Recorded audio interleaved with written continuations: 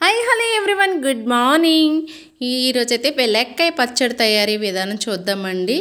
ఇది షుగర్ ఉన్న వాళ్ళకి కంట్రోల్ చేస్తుందండి, లివర్ సెల్స్కి పనిచేస్తుందండి. లివర్ పాడే ఇన్ఫెక్షన్ వచ్చిన వాళ్ళకి బాగా పనిచేస్తుంది. సీజన్ వైజ్గా దొరుకుతుంది, అన్ని విధాల మంచిదండి.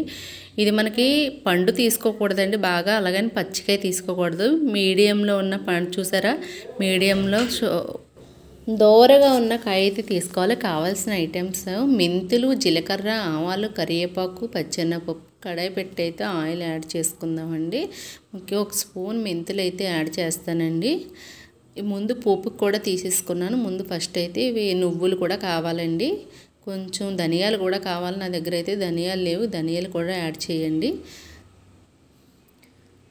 చూసారా, మెంతులు యాడ్ చేశాను, ఆవాలు యాడ్ చేశాను, జీలకర్ర అయితే యాడ్ చేశానండి. పచ్చిమిర్చి, ఎండుమిర్చి యాడ్ చేసుకోవాలండి. ఇవి దూరగా వేగిన తర్వాత లాస్ట్లో దించే ముందు ఫైన్గా మనకి నువ్వులు అయితే తొందరగా వేగిపోతాయి కదా, లాస్ట్లో యాడ్ చేస్తే సరిపోతుందండి. పచ్చెనపప్పు యాడ్ చేశాను, ధనియాలు కూడా యాడ్ చేసుకోండి మీరు. నువ్వులు యాడ్ చేశానండి. దూరగా వేగిపోయిన తర్వాత మనం ఇది మిక్సీ పట్టేసుకుందామండి. దూరగా వేగాక తీసి పక్కన తీసేసి మళ్ళీని అదే కడాయిలో పోపు వేసుకోవాలి.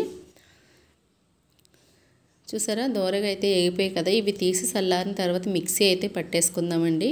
ఇది నిజంగానే చాలా బాగా పనిచేస్తుందండి. షుగర్లెస్కి, మనకి లివర్ ప్రాబ్లమ్స్ ఉన్న వాళ్ళకైతే, ఏ ప్రాబ్లం లేని వాళ్ళకి కూడా తింటే అయితే చాలా క్లియర్గా ఉంటుందంట. ఇది 2009లో తమిళనాడులో ఒక ఎలక మీద సెర్చ్ చేశారండి. షుగర్ది మనకి లివర్ సెల్స్ ఎలా పనిచేస్తాయి దీనివల్ల అని చెప్పి సెట్ చేశారు. కావాలంటే చూడండి, న్యూస్లో తెలుస్తుంది.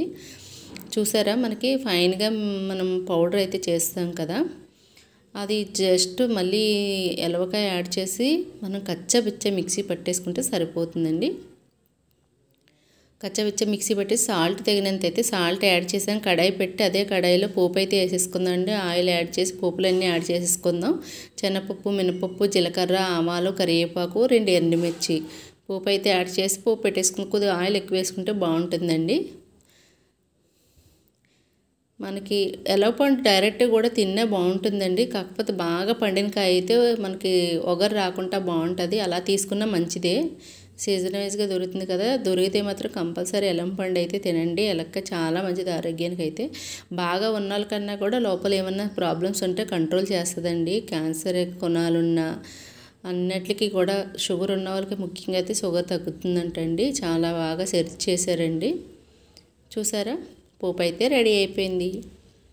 మనం మిక్సీ పట్టేసుకున్నది ఇందులో యాడ్ చేసుకుని తగిన సాల్ట్ వేసుకుందామండి. అంతే, చాలా సింపుల్ అండి, చాలా సింపుల్గా తయారు చేసుకోవచ్చు. నచ్చిందా? నచ్చితే ఒక లైక్ చేయండి. కొత్తగా చూసేవాళ్ళు సబ్స్క్రైబ్ చేయండి. నేను పెట్టే నోటిఫికేషన్ మీ వరకు చేరుతాయి. బెల్ ఐకాన్ క్లిక్ చేయండి. కామెంట్ చేయండి. డౌట్స్ ఏమైనా ఉంటే డిస్క్రిప్షన్లో మొత్తం కావాల్సినవి అయితే అన్నీ యాడ్ చేస్తానండి. చూసి ఎలా వచ్చిందో మీరు ట్రై చేసి నాకైతే కామెంట్ చేయండి. పచ్చడి అయితే రెడీ అయిపోయిందండి. పుల్ల పుల్లగా టేస్టీగా సూపర్గా ఉంటుంది. వేడి వేడి అన్నంలో ఈ పచ్చడి వేసుకుని తింటే చాలా బాగుంటుందండి. మనకి పచ్చడి ఎలా ఉంటుందంటే అండి, కొబ్బరికాయ పచ్చడి వస్తుంది కదండి, మనకి ఆ టైప్లో ఉంటుంది. కోకోనట్ పచ్చడి చేసుకొని అందులో మనం చింతపండు యాడ్ చేసి కోకోనట్ పచ్చడి చేస్తాం కదా, యాజ్ ఇట్ ఈస్ టేస్ట్ అలాగే వస్తుందండి. చిన్న వగరు ఉంటుంది, కానీ ఆ వగరు లేకుండా ఉండడం కోసం మనకి కొంచెం యాడ్ చేసుకోవాలి పోపులు అవినండి, మినపప్పు అవిని. చూసారా, నాకైతే పచ్చడి రెడీ అయిపోయింది.